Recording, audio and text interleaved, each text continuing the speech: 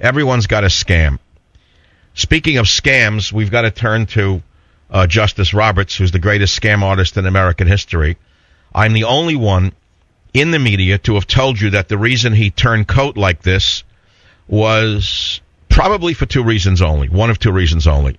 One, he was blackmailed by someone, or two, he was responding to the medication he was on, which affected his judgment or his comprehension of things.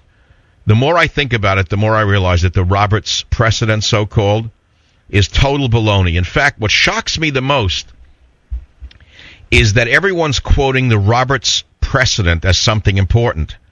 And no one seems to mention the Schechter Brothers case from 1939, which I talked about on the show for 2 years now from my book, Trickle Up Poverty. I have to ask you, why do you think that the Supreme Court case, the Schechter Brothers case from 1939, where small, lowly butchers stood up to Roosevelt, the central government guy, and they won, and Justice Brandeis, one of the greatest legal minds of all modern times, let's say, said to Roosevelt's aide, let this be the end of centralization of everything.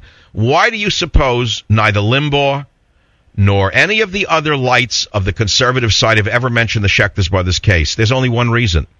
It's because their hatred and fear of Michael Savage is so great that they couldn't even mention a case that would have done the conservative movement good, which shows you that at the end of the day, it's all self-interest.